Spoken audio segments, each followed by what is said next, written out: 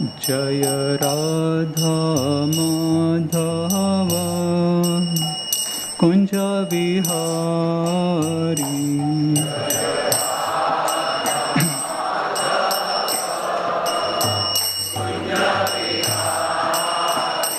जय राधा माधव कुंज विहारी।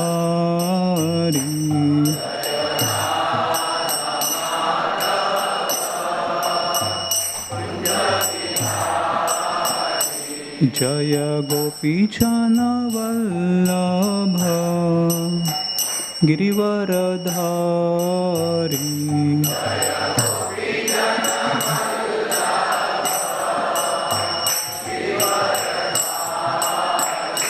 जय गोपीजन वल्लभ गिरिवरधारी।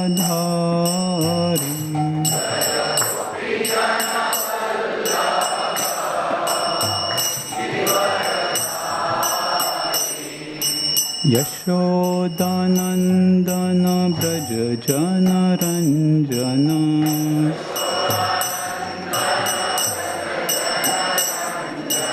यशोदानंदन ब्रज जन रंजन।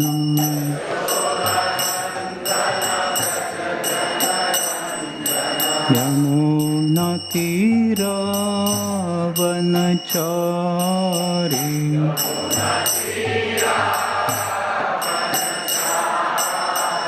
यमुना तीरावनचारी।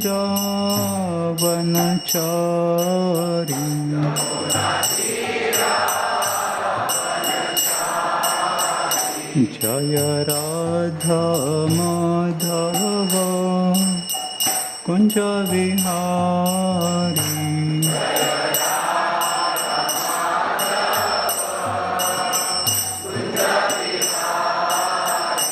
जय राधा माधव कुंज विहारी।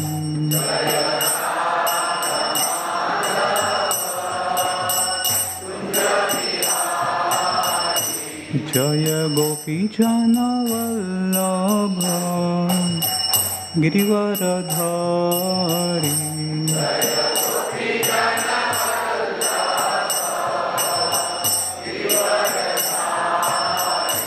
जय राधा माधव कुंज विहारी।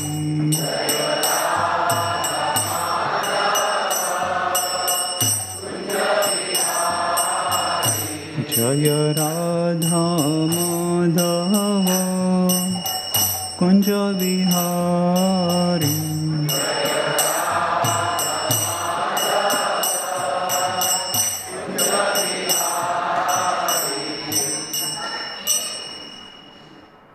जय विष्णुपाद परमहंस परिजकाचार्य श्रीवशत श्री श्रीमद देवंगे से भक्ति वेदांत स्वामी श्रील प्रभुपाद की जय।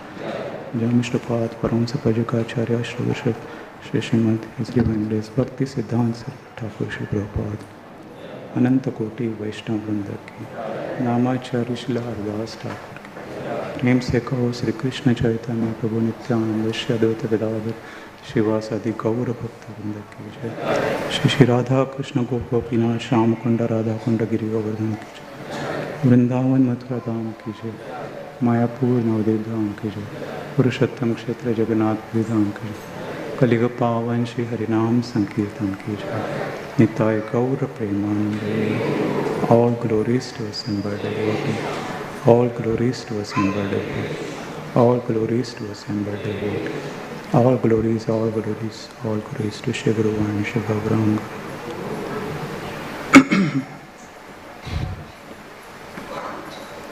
Om Namo Bhagavate Vasudevaya.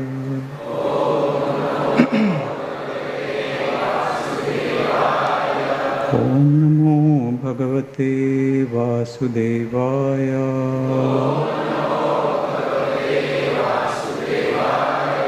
Om Namo Bhagavate Vasudevaya.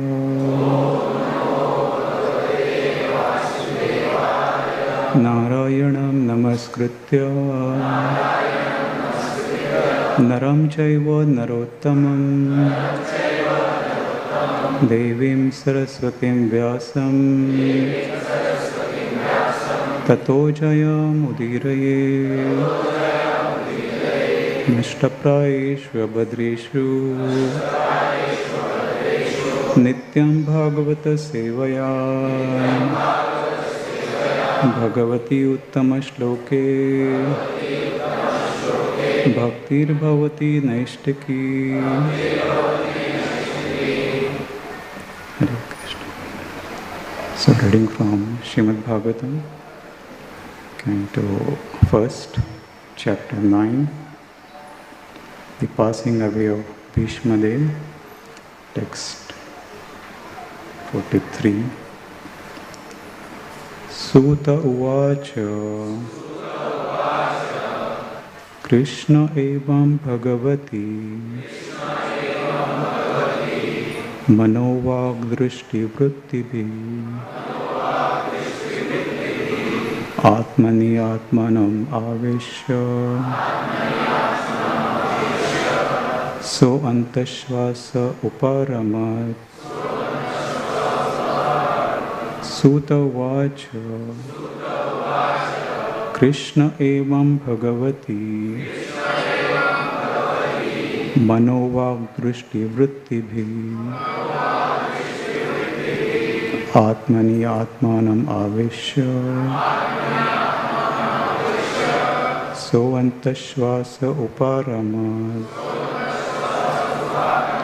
Suta Vacha Krishna evam Bhagavati Manovag Drishti Vrittibhi Atmani Atmanam Aveshya So Antashvasa Uparamat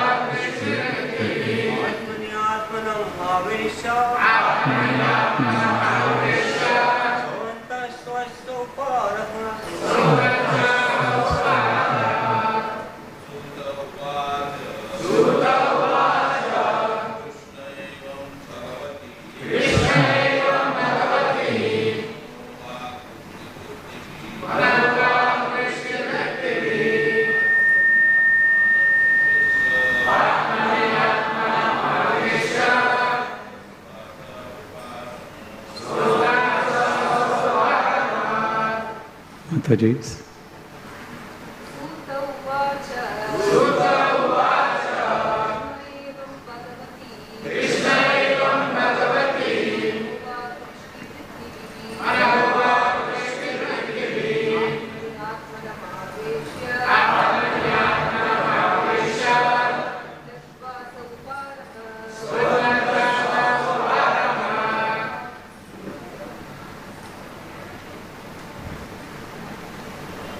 So I'll be reading word by word translation.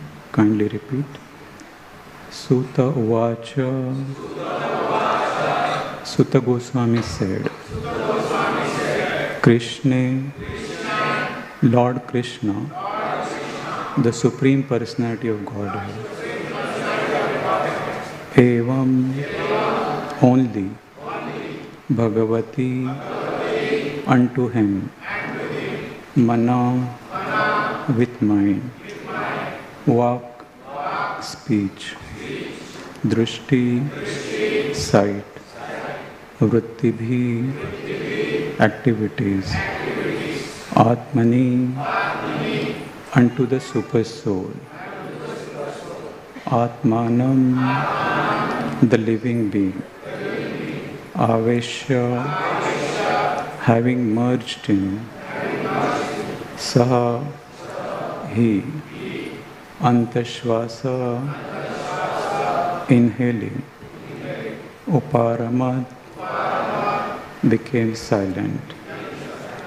Translation and purport by His Divine Grace A.C. Bhaktivedanta Swami Srila Prabhupada. Translation.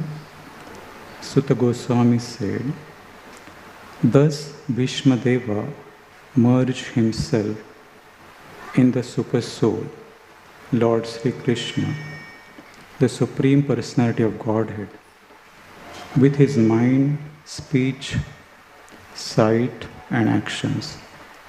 And thus he became silent, and his breathing stopped. Purport. The stage attained by Bhishmadeva while quitting his material body is called Nirvikalpa Samadhi, because he merged his self into thinking of the Lord and his mind into remembering his different activities. He chanted the glories of the Lord, and by his sight he began to see the Lord personally present before him. And thus all his activities became concentrated upon the Lord without deviation. This is the highest stage of perfection, and it is possible for everyone to attain this stage by practice of devotional service.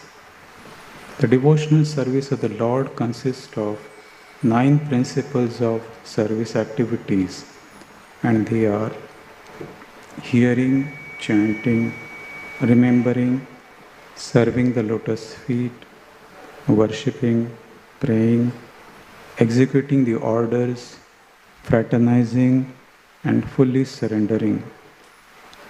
Any one of them or all of them are equally competent to award the desired result, but they require to be practiced persistently under the guidance of an expert devotee of the Lord. The first item, hearing, is the most important item of all, and therefore hearing of the Bhagavad Gita and later on Srimad Bhagavatam is essential for the serious candidate who wants to attain the stage of Bhishmadeva at the end. The unique situation at Bhishmadeva's time of death can be attained even though Lord Krishna may not be personally present. His words of the Bhagavad Gita or those of Srimad Bhagavatam are identical with the Lord. They are sound incarnations of the Lord, and one can fully utilize them to be entitled to attain the stage of Sri Bhishmadeva, who was one of the 8 Vasus. Every man or animal must die at a certain stage of life, but one who dies like Bhishmadeva attains perfection, and one who dies forced by the laws of nature dies like an animal. That is the difference between a man and an animal. The human form of life is especially meant for dying like Bhishmadeva. Om Ajnanatimirandasya Jnana Shalakaya Chakshurunmilitam Yena Tasmai Shri Gurave Namaha Shri Chaitanya Manobhishtam Stapitam Yena Bhutale Swayam Rupaha Kadamayyam Dadati Swapadantikam Nama Om Vishnu Padaya Krishna Prishtaya Bhutale Srimate Bhakti Vedanta Swami iti namini. Namaste Saraswati Deve Gauravani Pracharini Nirvishesha Shanyavadi Paschatya Deshatarini Namo Mahavadanyaya Krishna Prema Pradayati Krishnaya Krishna Chaitanya Namane Gauratvisher.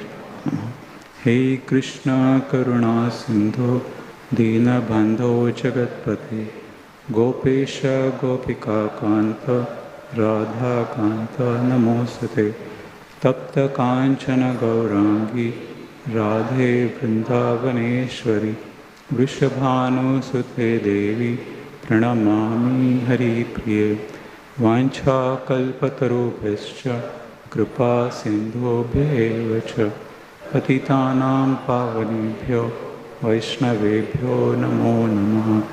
Jai Sri Krishna Chaitanya Prabhu Nityananda Shri Advaita Gadadhar Shiva Sadi Gaura Bhakta Vrinda. Hare Krishna Krishna Krishna Hare Hare Hare Rama Rama Rama Hare Hare. Hare Krishna. So welcome everyone to this Sunday morning Srimad Bhagavatam class, and maybe the first Bhagavatam class, first Sunday after the official pandemic is over. I mean, it is declared to be over, right? And you may be expecting Radhanath Maharaj to be here, right? But somehow they have been tricked. And maybe you have to tolerate me. But hopefully he will be coming here soon, and you can hear his nectarian words, his deep realizations. In fact, last 2 years when all this lockdown was going on, we are not able to see so many devotees. Sometimes devotees were talking to cameras. Nobody was in front of them or in front of the mic only. And very few brahmacharis in the temple. And there was a kind of GBC resolution to pray for everyone, right? To pray for all the devotees, all people in this material world, to be saved from this pandemic, corona pandemic. And we could see so many things happening within last 2 years, right? There were good things also, there were bad things also. So many of our devotees,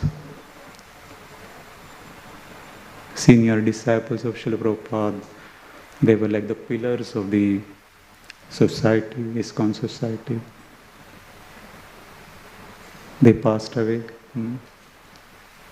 They were like great warriors to push forward this ISKCON movement. And even while pushing forward during this difficult time, they left us. So it's a great kind of loss for ISKCON society. But at the same time, we can see that how there were certain good things also. How devotees, they became connected, right? They realized the importance of Krishna consciousness, taking the process of Krishna consciousness seriously, right? because the ultimate reality had come so closer. Right?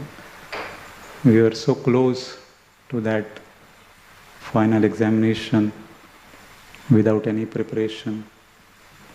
Right? We had not prepared for such kind of lockdown and closure of everything. And there was kind of a lot of mental anxiety and stress, right? And devotees were trying their best to help everyone, right? So many devotees in their various capacities, they with a lot of innovative ideas, they were trying to help each other. And when it was about to begin, some of our Matajis, flowers making Matajis, they came up with a thought that during this lockdown we may not get flowers for the deities. Deities every day get a lot of flowers, flower garlands, and their services may get affected. So they came up with the thought that let us have kind of artificial flower garlands, but they were so looking good that devotees were thinking that there are real flower garlands. And some of the Matajis, they came to temple and stayed in the temple for months and months, cooking for the Lord since morning till evening. They had so many family responsibilities and anxieties at home, but they sacrificed everything so that the service of the Lord continues. And there was never a day, single day when these services were not offered. Some flowers, whatever were there, they were making some garlands and making offerings, and some Matajis cooking since morning till evening. And some of our pujari warriors, they were also taking risk and continuing their services, having so many protocols of deity worship ministry, right? Not blowing the conch shell, not distributing tulsi leaves, charanamrut, so many restrictions, so many details we had to go in to avoid the bigger pandemic for our own safety and safety of everyone, right? Because even one person becomes a little bit careless, it can affect others. That kind of danger was there. And we can see that virus was so small. Nobody could see that virus, isn't it? Sometimes they make a picture of that virus. In fact, when I saw that picture, I felt like it is like a kadamba flower. I was reminded of kadamba flower. Because we are so used to kadamba flower, we never had seen such kind of deadly viruses which can take away our lives. Kadamba flower gives us the life, a real life, eternal life. It reminds one of Krishna, of Vrindavan. But this small virus, which was so scary, even the big people, strong people, wealthy people had so much fear because of one virus. Right? And why was that? Because this virus was, although very small, insignificant, it can be crushed easily and die. But when that virus takes a strategic position in our body, then it is difficult. So therefore it is explained that when the enemy takes a strategic position, then it is very difficult to fight. Although there may be big number with us, but enemy may be small, but it has taken a very strategic position. It is sitting at some place where nobody can attack, and it is most powerful at that stage. So when we allow any enemies to take strategic positions, then we are vulnerable. So therefore there were so many rules, regulations, so many kind of protocols. Even the government had taken so many precautions to avoid this bigger calamity. And everyone was so alert, accepted the austerity of lockdown, closure in the home for so many days and weeks and months. Lockdown was continuing one after another, months after months. But still, they accepted because they knew that if we become little inattentive, then it can become very difficult. And we had seen that when there was little inattentiveness, then the enemy took advantage, right? So similarly, when we allow the enemy, it can be in the form of so many anarthas, or it can be the other country. Now still there are fears of war. War is already going on. So why this is happening? Because our Acharyas explained that the real pandemic of this material world is not yet over. We need to realize, they remind us of the real pandemic of this material world. And what is that pandemic? Birth, death, old age, disease and death. Janma mrityu jara vyadhi dukkha doshanudarshanam. So Lord Krishna has explained this kind of, he has given us awareness that this is a real problem. And we should really think about it. How to overcome this? What is the process by which we don't have to take birth again in this material world? So therefore, when during this pandemic so many devotees, they were connected, united in spirit, our doctor warriors, Bhaktivedanta Hospital, they extended their services so much, right? They were putting their lives in danger to save the lives of others, right? We saw how much they had extra over time. Day and night they were thinking about it, how to help patients. They were guiding devotees, online counseling, so many online seminars were going on, precautions to be followed.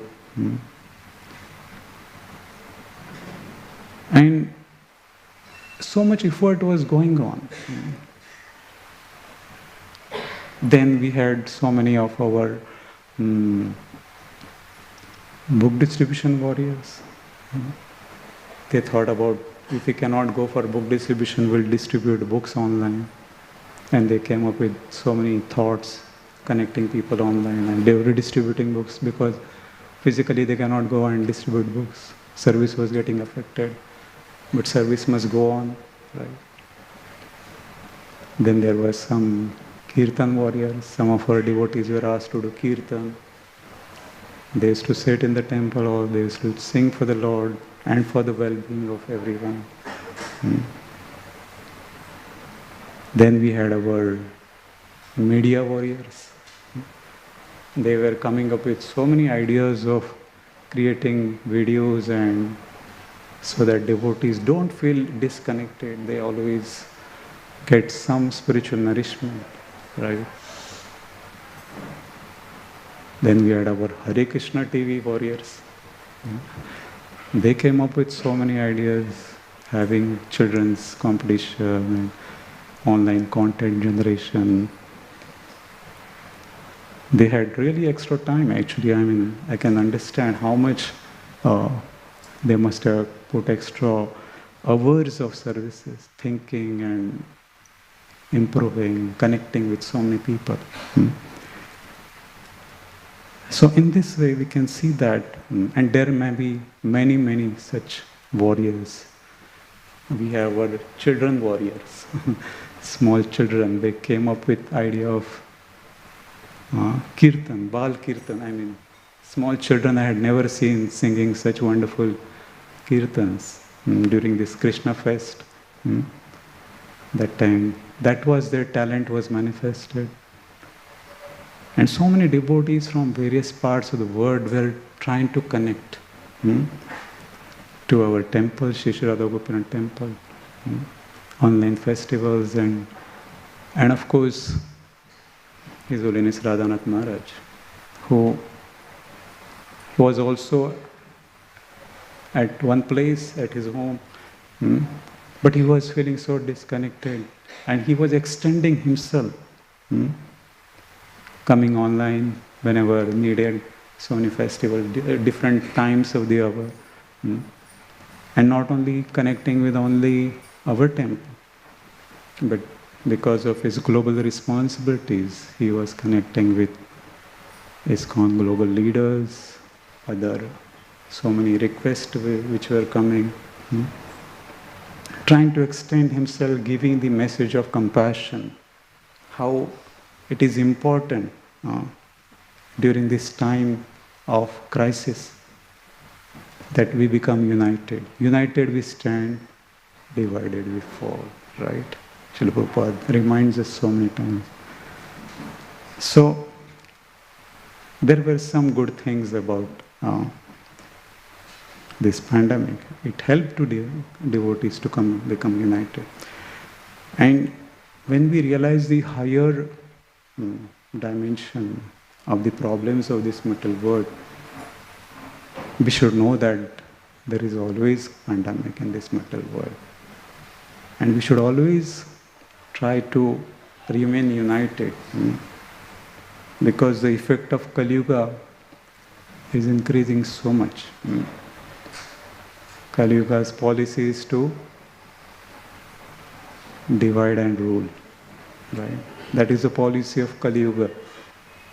It is dividing people, it is dividing nations, it is dividing families, it is dividing temples, right? It is creating a division within us. So what is the solution? How to counteract?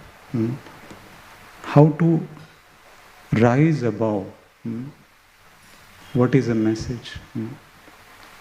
Srimad Bhagavatam is that message. Because after the disappearance of Lord Krishna, this Srimad Bhagavatam appeared as a sun.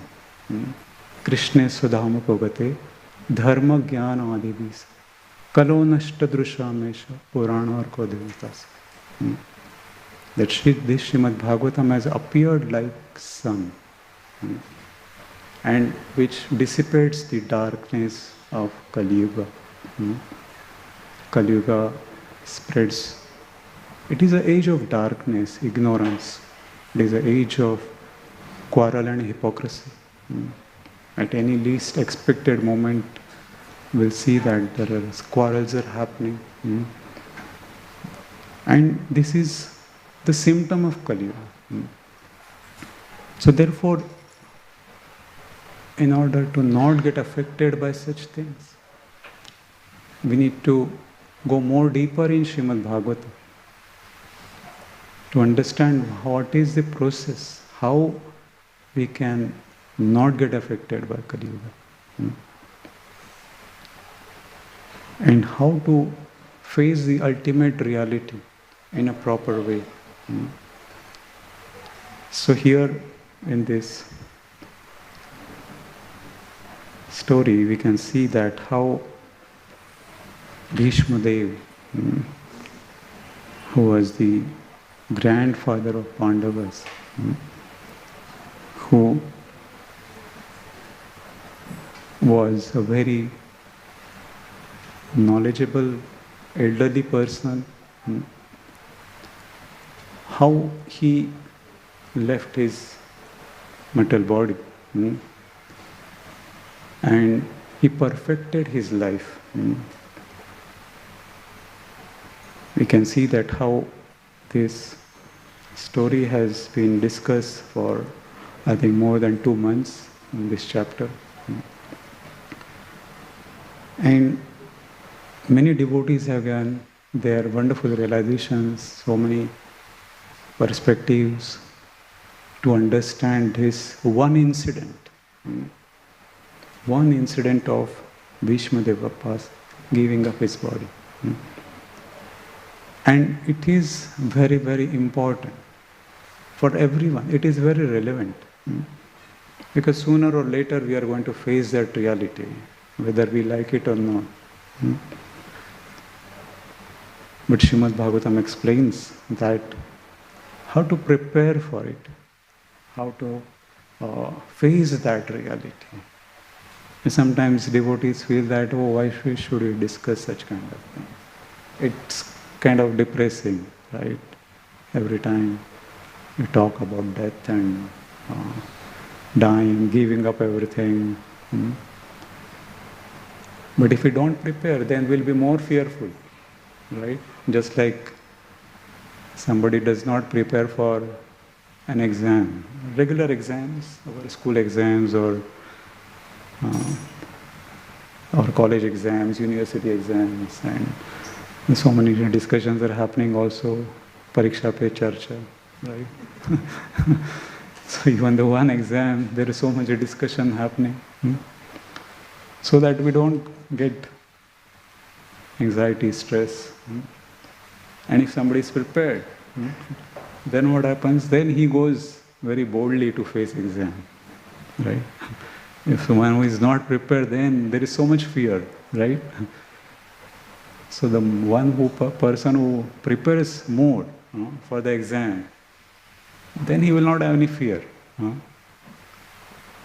So if you are preparing every day, we know that yes, this exam is going to come, and let me practice, let me remember, let me study properly, study the lessons, complete the course. Then I don't have to fear. Then let death come, no problem, pandemic or no pandemic, let it come anytime. So there will not be any fear, right? So therefore, it is very, very important that how we go more deep in the pages of Srimad Bhagavatam to understand this subject, and the devotees who have perfected their lives while facing this exam. Bhishma Dev was one of the 12 Mahajanas. Great personality. Mahajana is a great personality. Great devotees. So one may think that how he was a great Mahajana, and look at his condition. He was on the bed of arrows at the last moment. And he had to face such kind of death. Right? It was, we cannot imagine what he was going through. Such a big devotee, Mahajana, and at the final moment he is on the bed of arrows, right?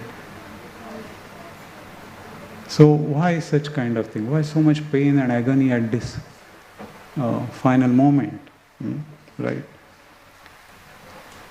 So, of course, Krishna does not give such kind of death to everyone. He is a great personality.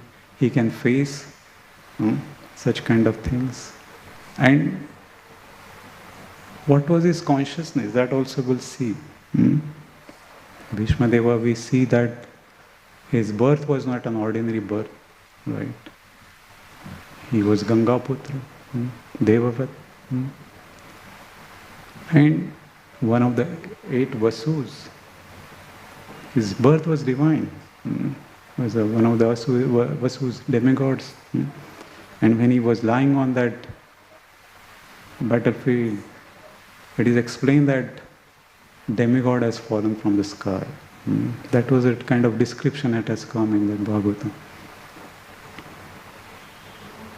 So Bhishma Deva, he was fighting on the side of Kauravas. He had to take that side because he was grandfather of both Pandavas and Kauravas. And he was very pious, he was very religious. Dharma, he was a follower of Dharma.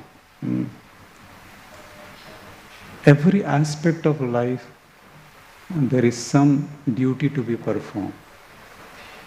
And he was very, very conversant how to follow Dharma properly. He was very, very astute in following Dharma. And that was his longing, that to discuss Dharma with right-minded people. But we can see that throughout his life, what he had seen, diplomacy, conspiracy around happening, plotting against Pandavas. He was seeing that every day and day out. And he was very kind of painful. He was feeling very painful. He wanted to give good advice, but Duryodhana and Kauravas, they were not ready to listen. Because again, they were overcome with that kind of envy and trying to use up the property of Pandavas. Although it was legally they should get, Yudhishthir Maharaj, he should have legally got it. But there were not such kind of understanding. There was understanding that elder brother gets, but of course Dhritarashtra had taken that throne and he wanted his son to take that position. And it is explained that Dhritarashtra was blind. Srila Prabhupada explains that he was blind physically and spiritually also. Because he was not able to see. But in fact he was able to see. He was able to see who is going to rule, who will be the king. And therefore he wanted to see that his children become the king, or they inherit the property. But of course he was spiritually blind because he was not hearing properly. One's vision is not developed, spiritual vision, when one does not hear properly the message. And here also Srila Prabhupada is explaining the importance of hearing, Shravanam. Shravanam, Kirtanam, Vishnu. Prahlad Maharaj has given 9 processes of devotional service. And Srila Prabhupada explains that any one of these processes can help us to perfect our lives. So, therefore, Srila Prabhupada explained that hearing Bhagavad Gita, Srimad Bhagavatam regularly, daily is important. And one can die like Bhishma Deva. Srila Prabhupada is giving assurance. If we keep hearing Srimad Bhagavatam, whenever we have to face that, one will die like Bhishma Deva. And when this book was written, Srila Prabhupada wrote this purpose before going to America. I think that clock has stopped. I was looking at the clock, but it has stopped somehow there in between. So I'm going to miss time. I was thinking that it is 9:10, but it is 9:30. So please give me somebody who can watch, and so that I don't miss, don't go over time. Yeah, if it is not a digital watch.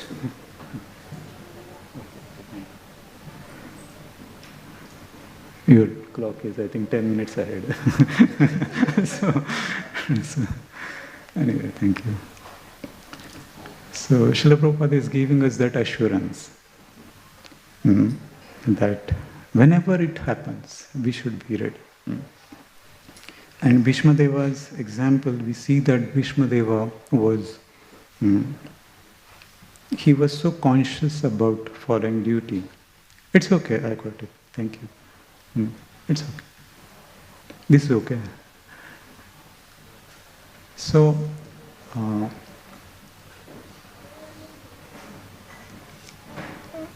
we saw that he had to take the side of Kauravas. Even was fighting during that battlefield of Kurukshetra. He was the commander-in-chief. Duryodhana appointed him as commander-in-chief. It's a big responsibility, right? You are like you have to lead so many people, armies, direct them which direction to go and all, and to become victorious, right? And at one time when he was not fighting to his full spirit, that time Duryodhana instigated him that you have to fight, you are not fighting, you are siding Pandavas.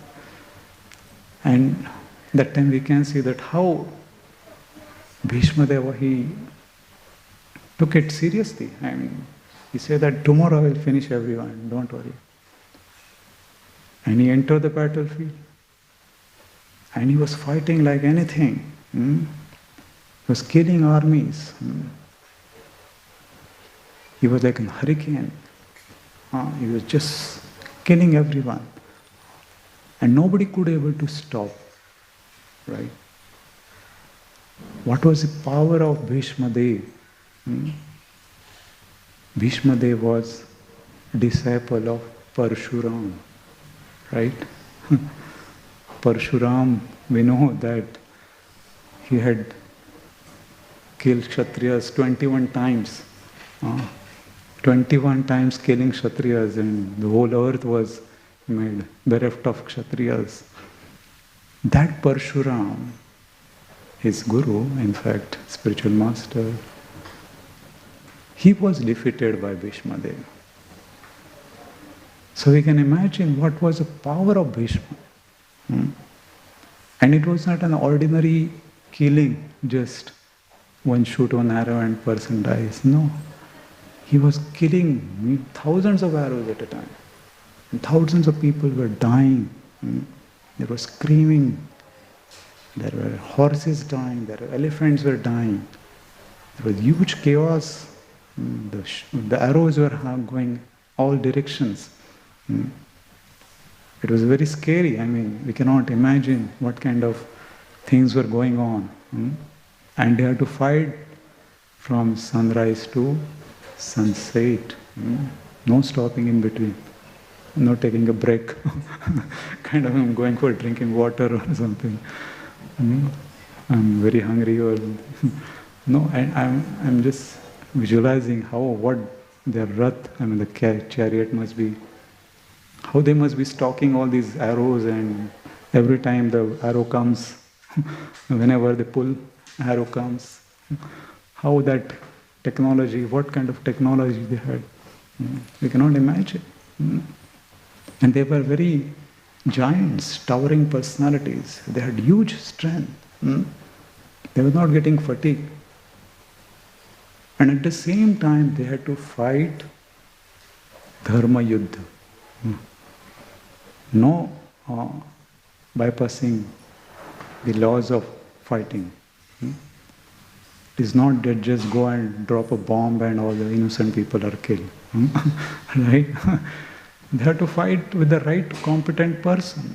If somebody is not on the chariot, they should not fight. There should be equal.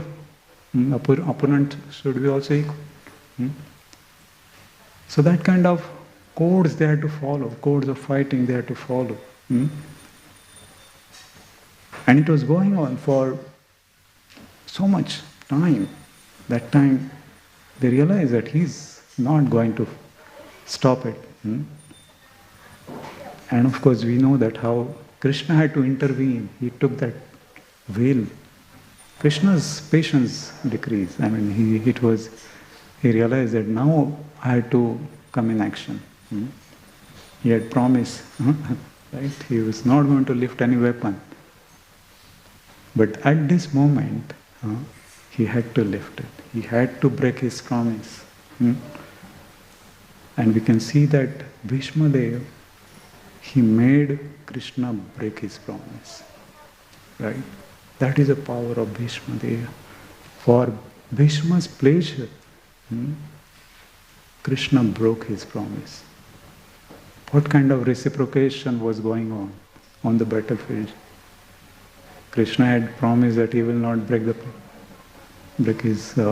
he will not lift a wheel or the weapon, but he broke his promise to please his devotee. And Arjuna, he ran after him to stop him. Krishna, don't break your promise. Let us get defeated, no problem, but you don't break his promise. So Arjuna was running behind him. And Bhishma saw that this kind of reciprocation was going on. He gave up his whatever astras and shastras and was ready to be killed because Krishna is coming to kill him. That is the highest perfection of life. He is going to achieve. He had Ichha Maran. He could die at his will. Whenever he wanted to die, he was going to die. And that was also kind of a news in the universe. It was a talk of the universe. Not talk of the town. Sometimes we say it is a talk of the town. But it was a talk of the universe. Demigods were discussing. They were curious about how he's going to die. He has Ichha Maran, right? So he is going to die when he has to leave this material body whenever he wants. But how is that going to happen?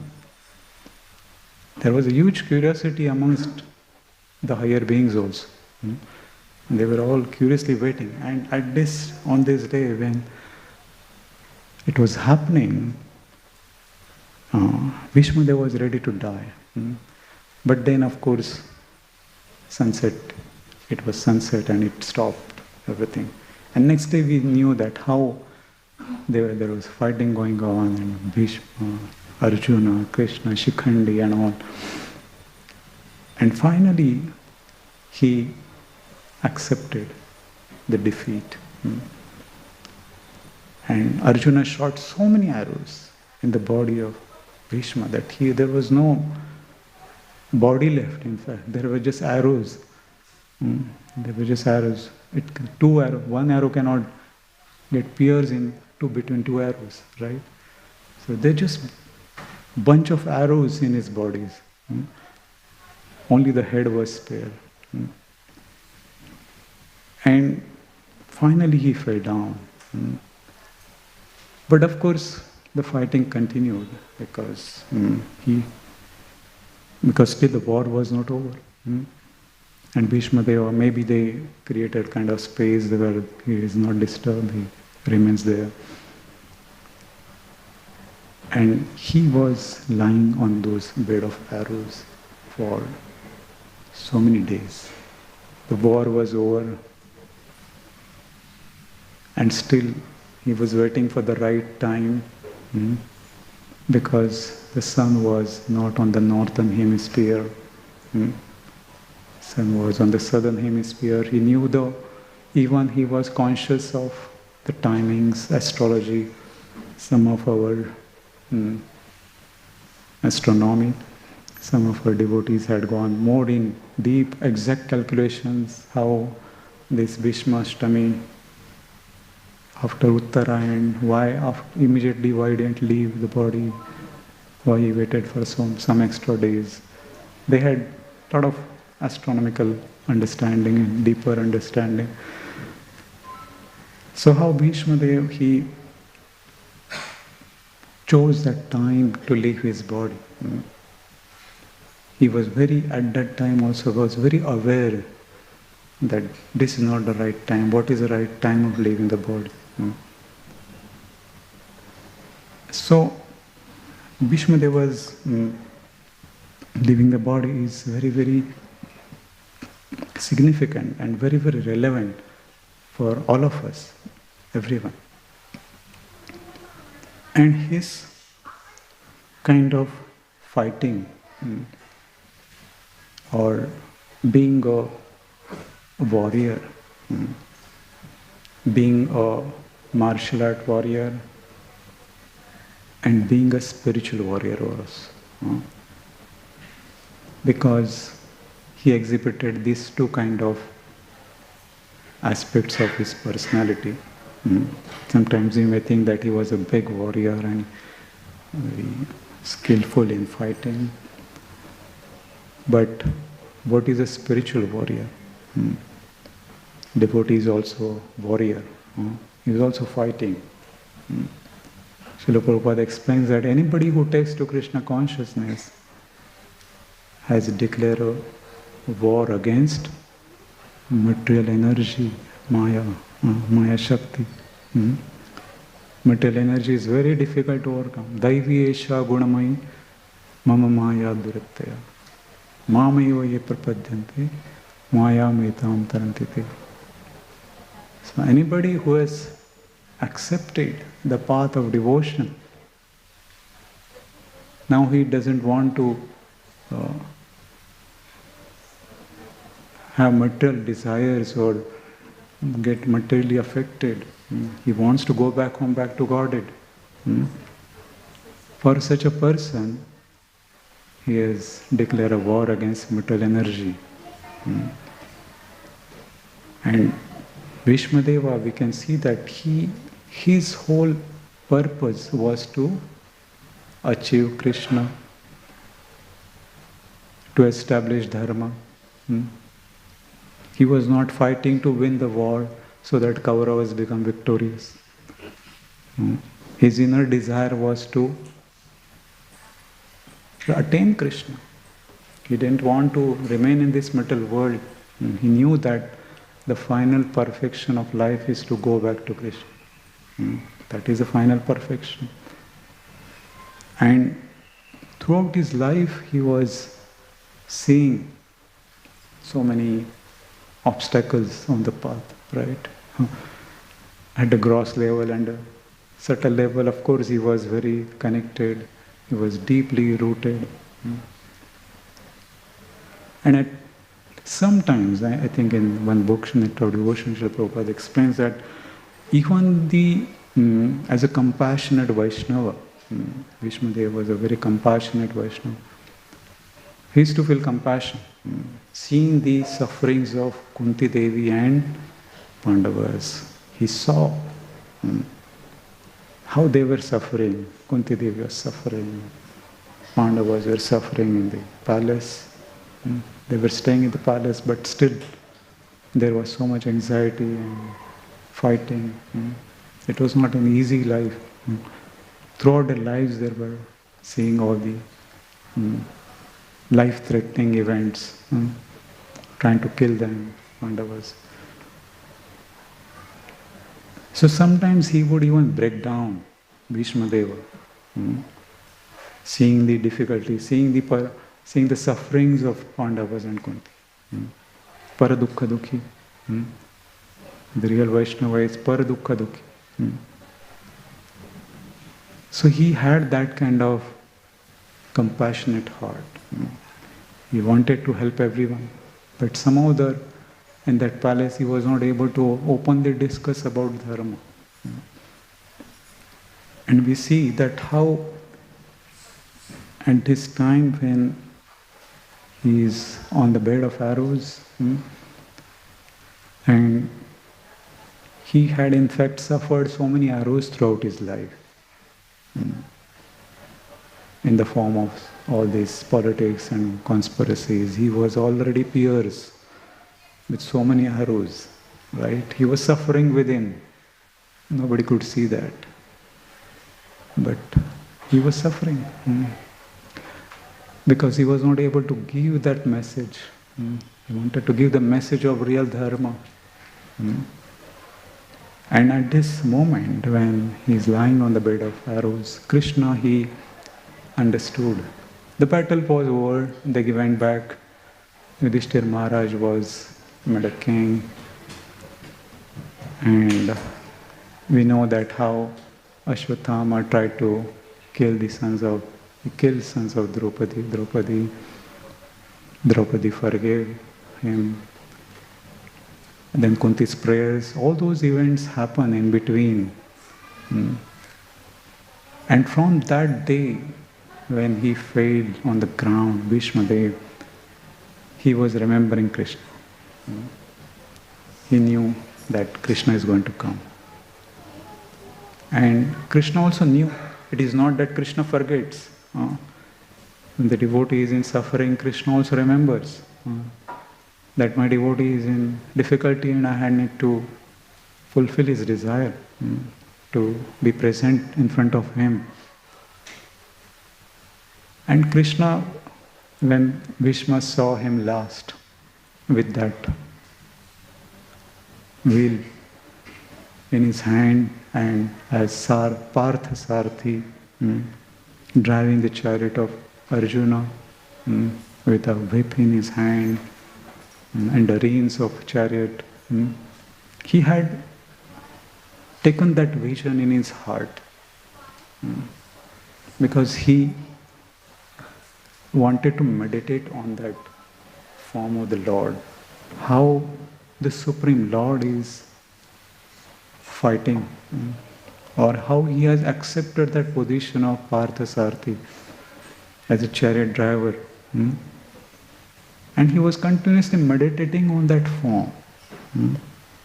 Krishna has wounds on his body because of the arrows of Bhishma, and sometimes others also. His hair were scattered and had become ashen because of the dust raised by the hooves of horses. So that form of Krishna he was meditating continuously. Rathangapani and Partha Sarthi. And finally he wanted to meditate on that form, Partha Sarthi, and go back, perfect his life. So since that day when he had fallen on the battlefield physically, he was meditating on that form. And it was almost like 56 or 58 days he was on that bed of arrows.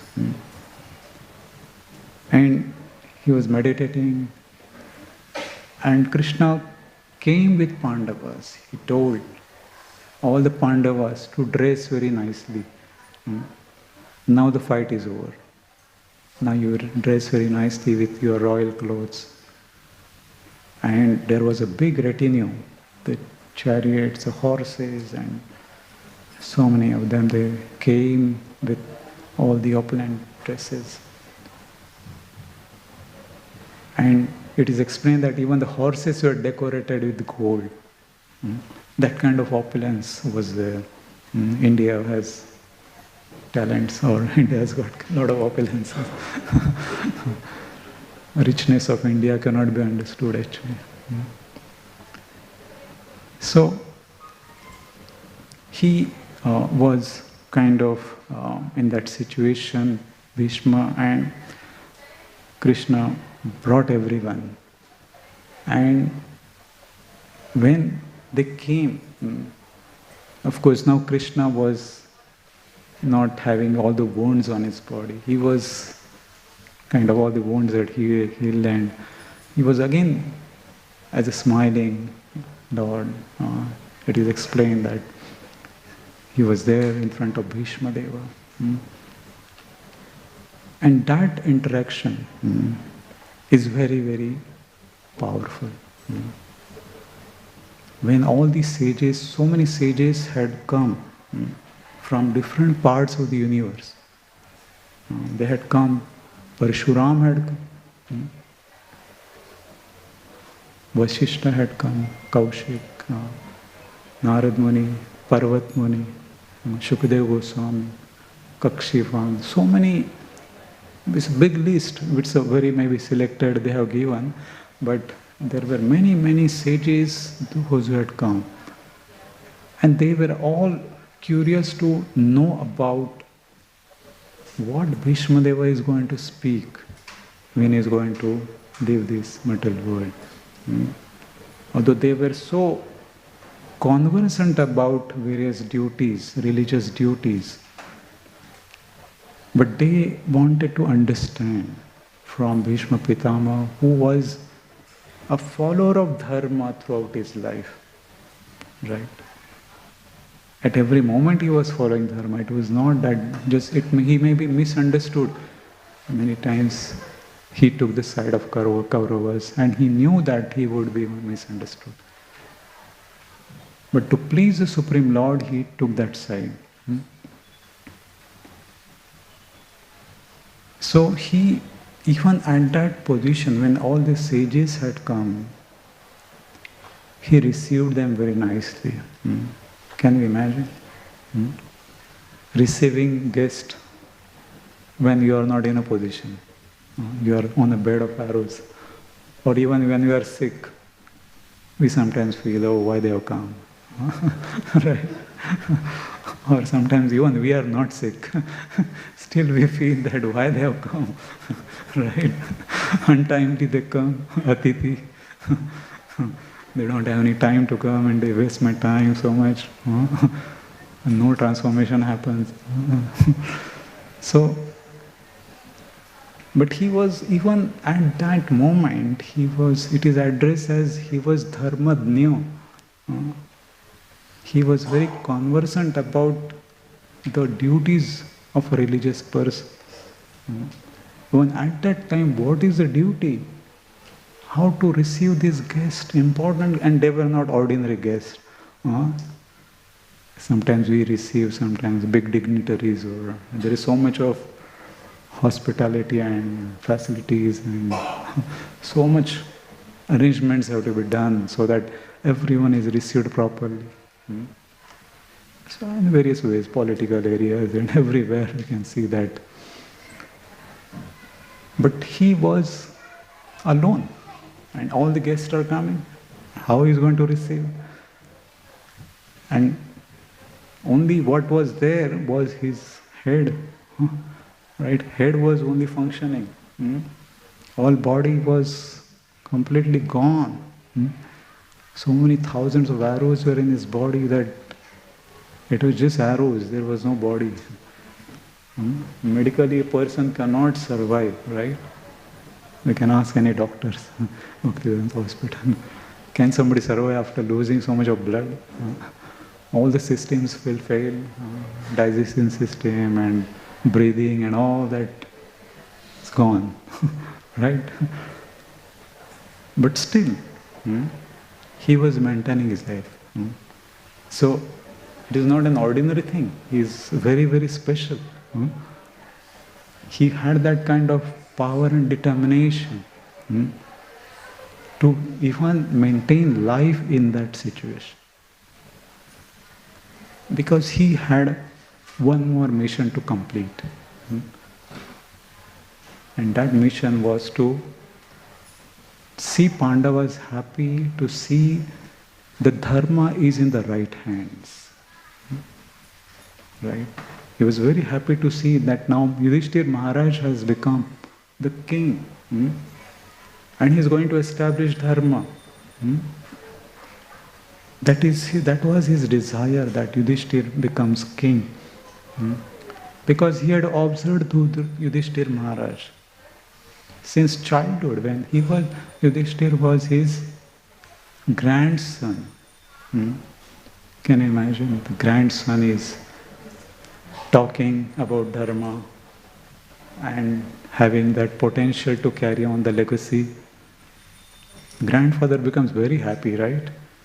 Even in the material world, we can see that if somebody is a good child or grandson, they are very well behaved and very obedient, cultured.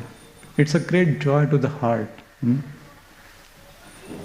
And Bhishma Pitama was having that kind of pleasure within his heart.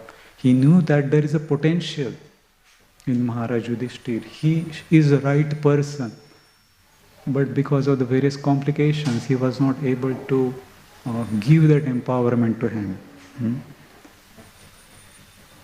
But at this time now, he saw that Dharma is in the right hand. And it is explained that Bhishma is described as Sahasranim.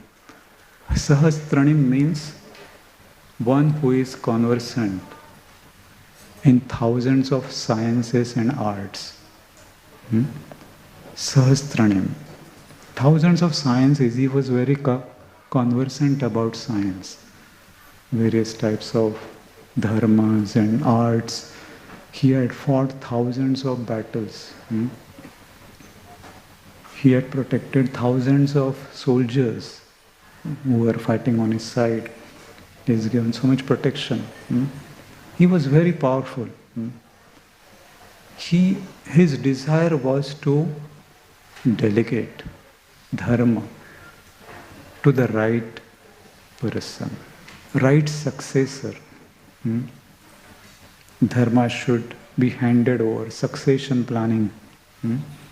Even in the material world, there is so much succession planning. We need to see that the business is in the right hand. Person who will manage the business or increase the business materially, we have a lot of kind of anxieties. Even the families, they want to see that their children don't fight. They maintain the business. But what is happening in Kali Yuga? Fights are happening, families are getting divided, right? Bhishma Deva's only desire was, he wanted to see that there is a proper person who carries on the legacy of Dharma. And it is explained that success is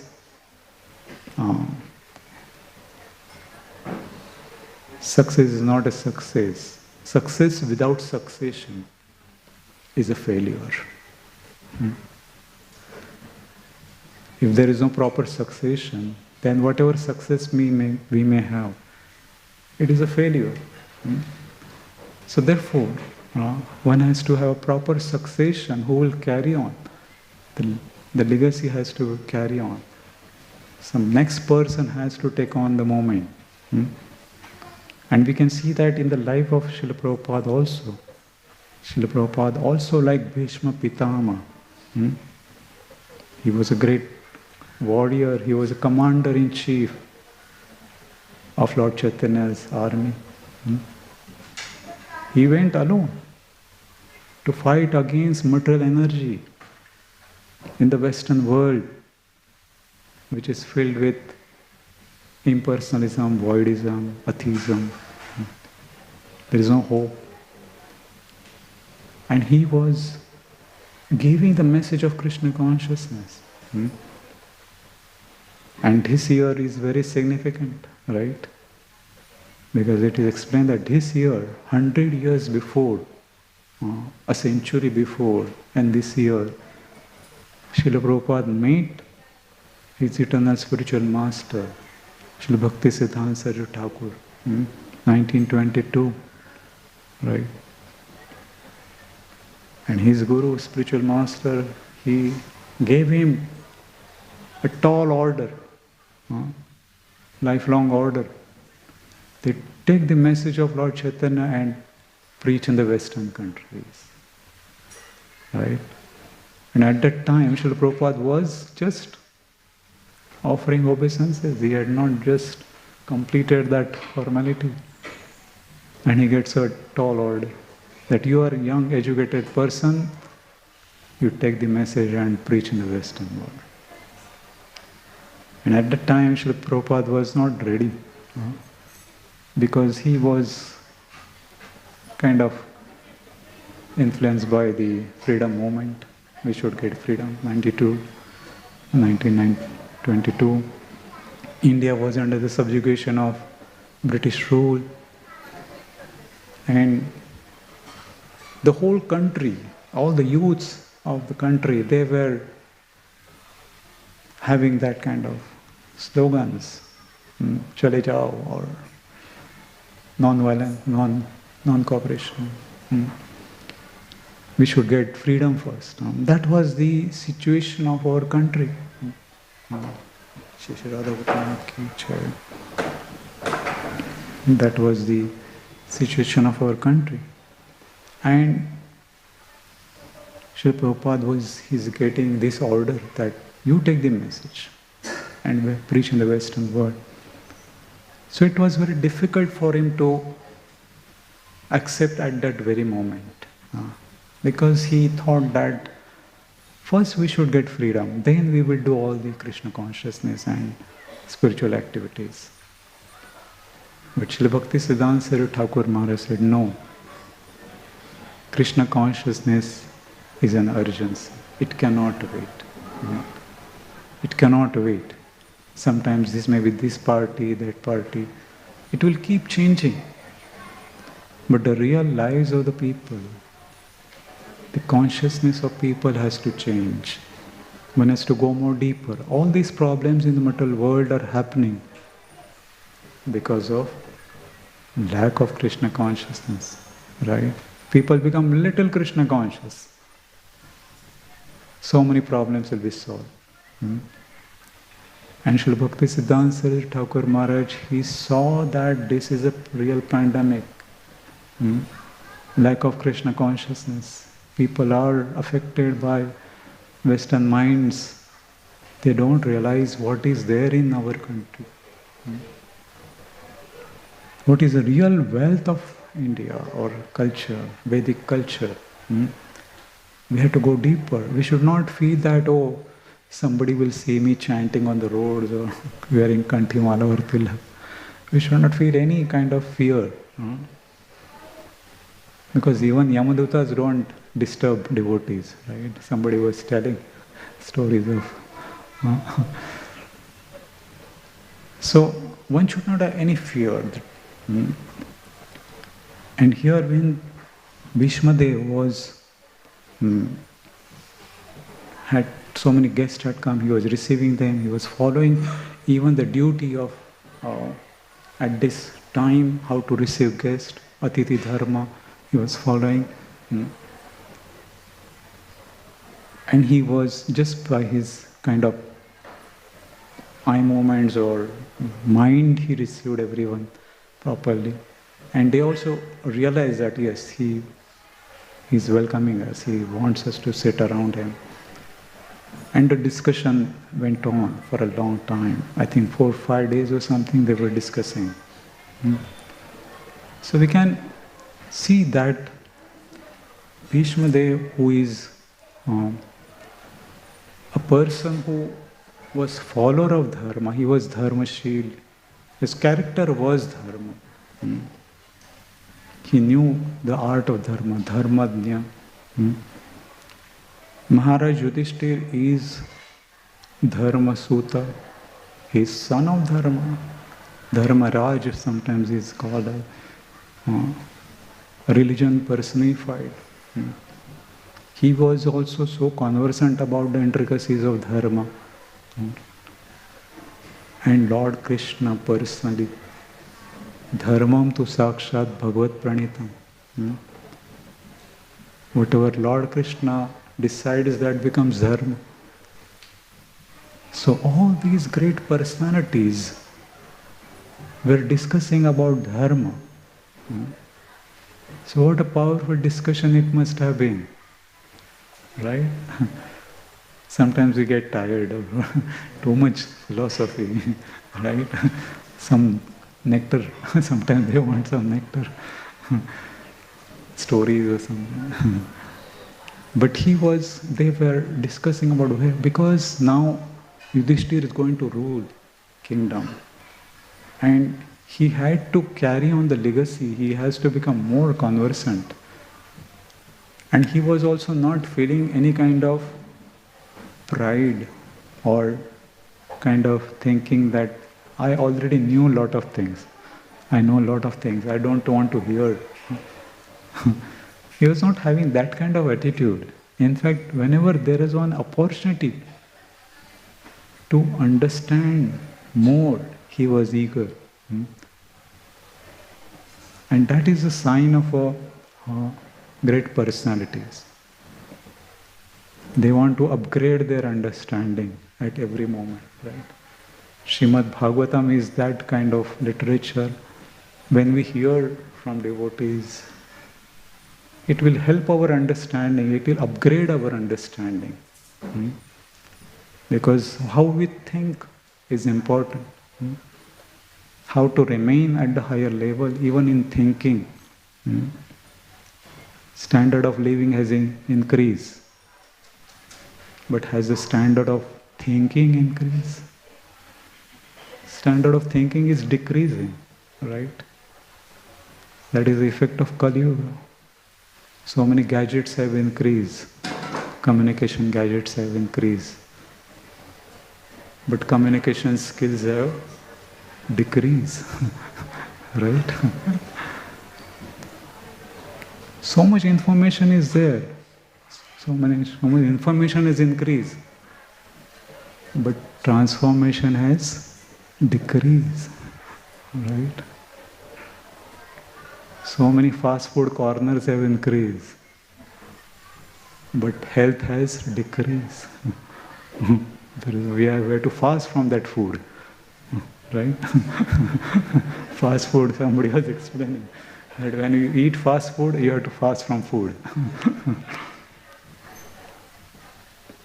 So many books have increased, but real education has decreased, right? Money power has increased, but charity has decreased. Right?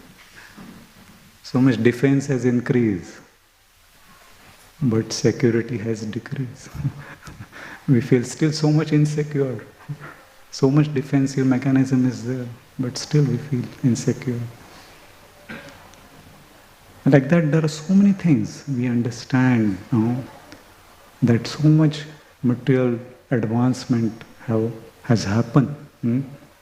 But there is still kind of hollowness and shallowness in our consciousness. And Srila Prabhupada knew that this is because lack of Krishna consciousness. Krishna consciousness is the original consciousness of every living entity, every soul. Once that is revived, then one is really happy. So therefore, Srila Prabhupada, like Bhishma Pitama, he went in the Western world. And what was his weapon? What weapon he carried? He was carrying two weapons. One weapon was the chanting of the holy name. Hare Krishna, Krishna Krishna, Hare Hare, Hare Ram, Ram Ram, Hare. That was a weapon. Unflinching faith in the holy name. He had that unflinching faith in the holy name, that this holy name has power to change the hearts of people. I don't have any power. But if they chant some other chant this holy name, it will change the hearts of these people, because these people have become so hard-hearted. They've got so much opulence. So many facilities are there. But they are so poor in their heart, right? There is no compassion, there is no kind of mercy towards other living beings, even the animals. It is decreasing more and more.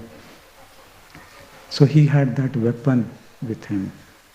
And another weapon was his pen. Because pen is mightier than the sword, right? It is very it has become, that sentence has become very powerful. And he proved that, how the pain is mightier than the sword. Even his guru, spiritual Bhakti Siddhanta Thakur Maharaj, he empowered him. He told, whatever he writes, you must publish. So he understood that there is a potential. Although he may be a grasa devotee now, but Srila Bhakti Siddhanta Thakur Maharaj, he saw the potential in Srila Prabhupada. He saw that, this person, this soul is going to make a difference. And he empowered him. 2 times when he met, first meeting and another time when he met at Radha Kund, on the banks of Radha Kund. He gave him the instruction, if you ever get money, you print books, right?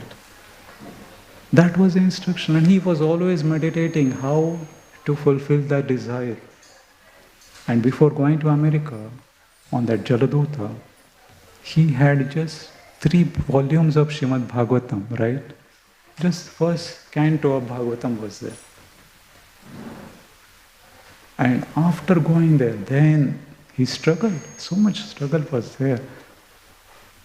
But still he kept writing. One volume, another one. He was thinking that these are my weapons. Books are my weapons. These are time bombs, it is explained. And what these time bombs do, not kind of kill people indiscriminately, but they kill the person with the material desires. Material desires get killed. And the person gets a real life. He gets a real life of what is afterlife. What is there after this life. He gets that awareness. And in fact, that is a tremendous contribution when I try to realize or try to understand what is the greatest contribution Srila Prabhupada has given. He has fixed our goal. He has made us very focused. That what is your goal of life? People have so many different opinions, right? And one focus which nobody can deny, and that is to perfect our life, go back home, back to God, right?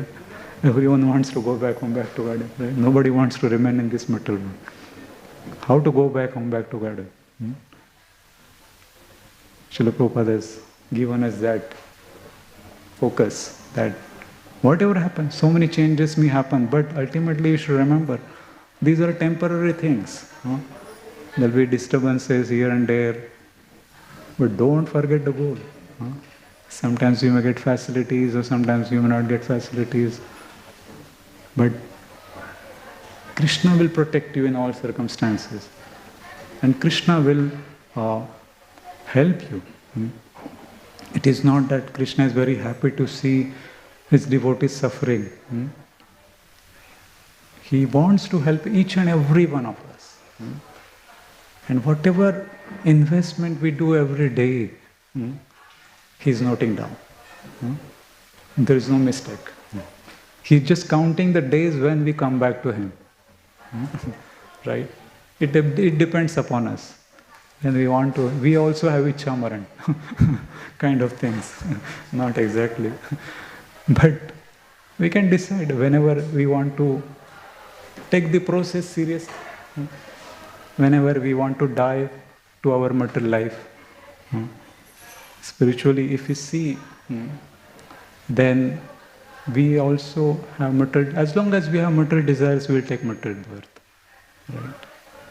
But the moment we decide that I don't want to take material birth again, I want to awaken, I want to realize, I want to take the process seriously. That is the death of material desires. And we know that how Srila Bhakti Tirth Maharaj, in fact, he was on the final days, how he exemplified. When he was given the notice, he had that cancer, and terminal cancer. And it was sure that he's going to leave, and some parts of his body were getting deteriorated, legs had to be amputated, but still he was maintaining the life, and even during that time he was giving the message to everyone. And some of the reflections, some of the books he has written, even during those times, they give so much inspiration. And one sentence was, die before you die.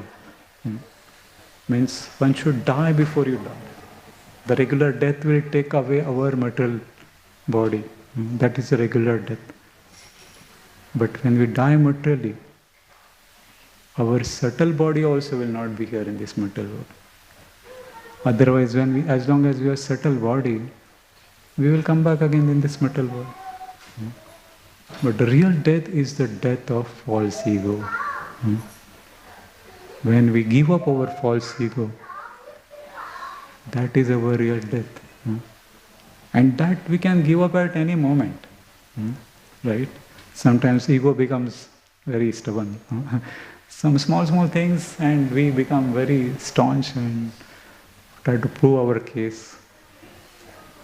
And we realize that we are actually losing. So therefore, when we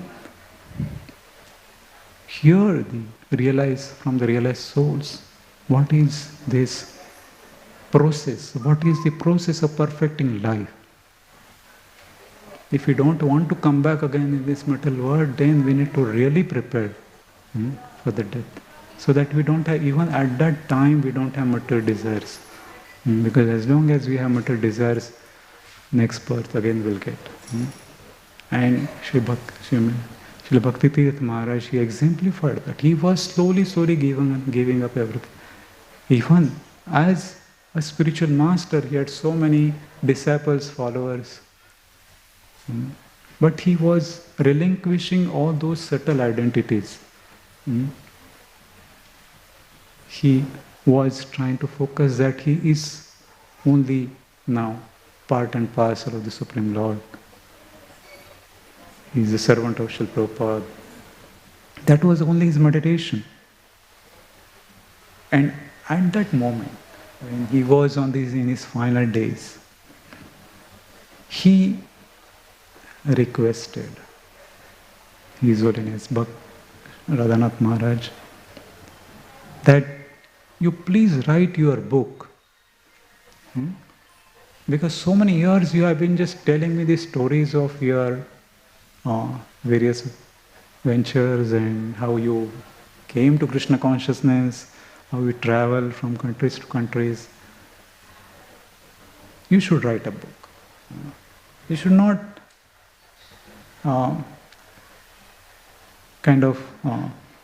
leave people in darkness.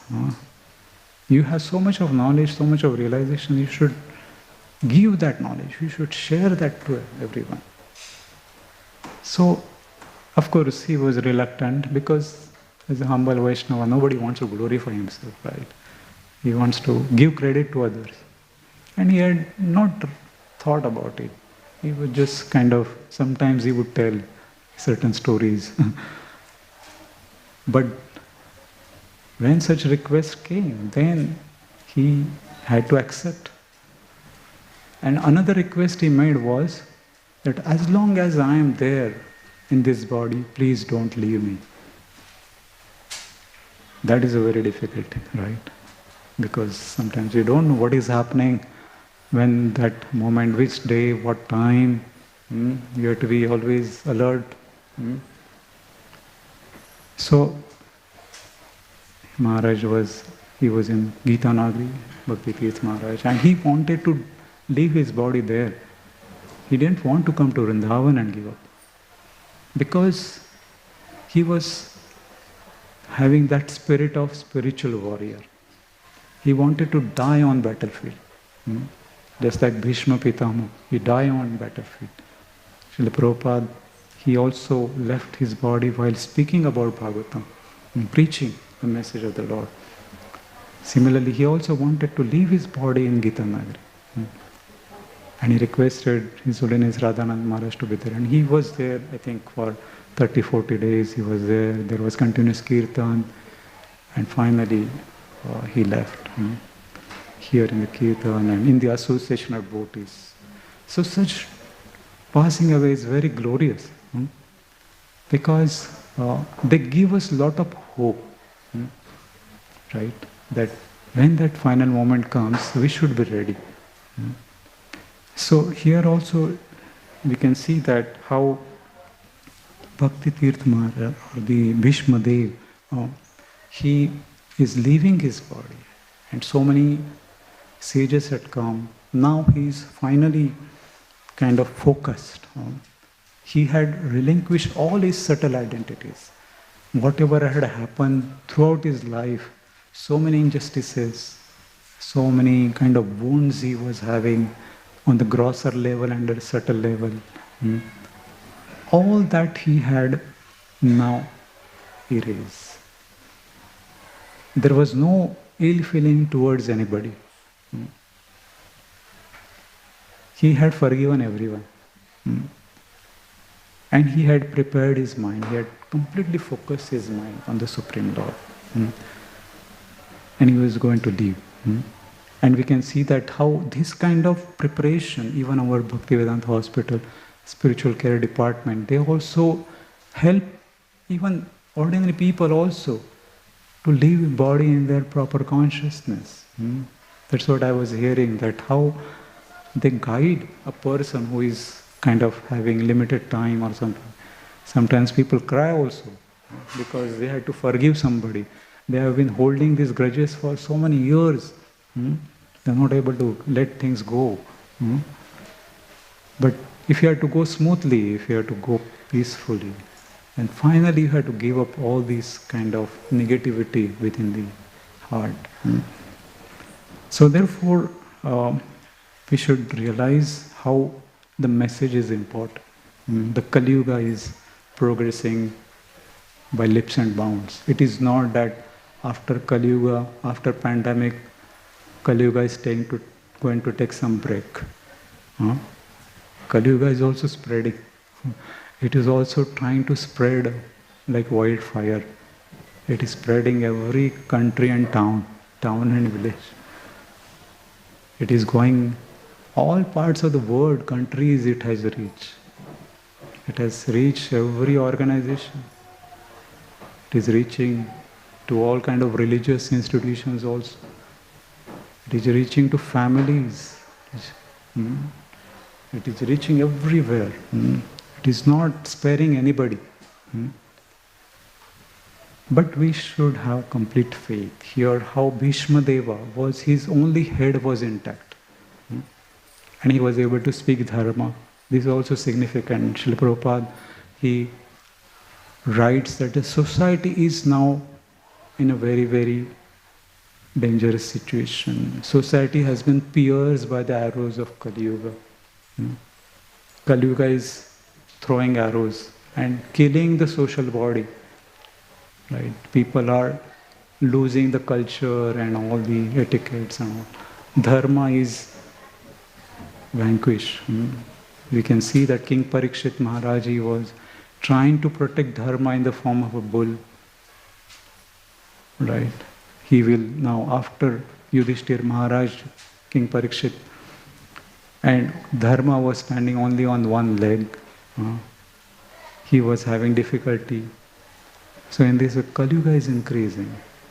But Srila Prabhupada explains that if the head is intact, the head of the society is intact, then again dharma will spread. And what is the head of the society? The Brahmanas. Brahmanas are the heads of the society, right? Brahminical culture.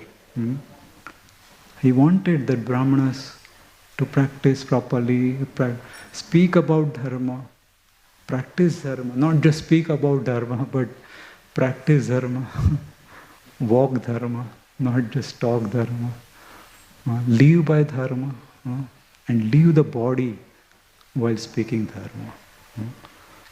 So that kind of focus, that kind of direction Srila Prabhupada has given. And Srila Prabhupada told that this Srimad Bhagavatam and Srimad Bhagavad Gita has that power. Although we may not get privilege like Bhishma Dev, but if we have faith in Srimad Bhagavatam, then we'll be able to perfect our lives. So therefore, in order to counteract the pandemic of Kali Yuga, we should take complete shelter in Srimad Bhagavatam. This is our hope.